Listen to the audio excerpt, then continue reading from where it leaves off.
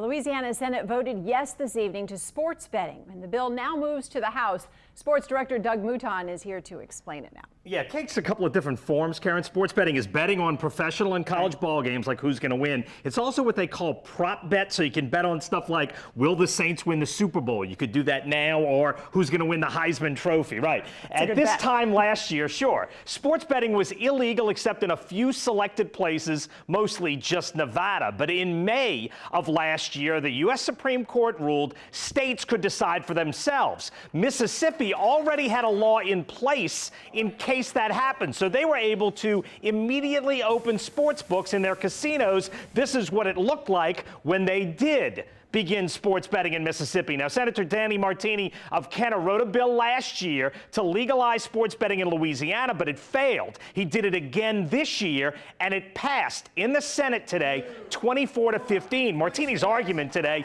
we already have horse racing, which is a form of sports betting. This is just another form of something we already have, Martini argued. Now, betting on sports would be limited in Louisiana to casinos and racetracks. That's 20 locations in 8 parishes. If it passes in the House and the governor signs it, voters in those 8 parishes would then decide if they want it or not in the November election. There's no date yet for when it will come up for a vote in the House.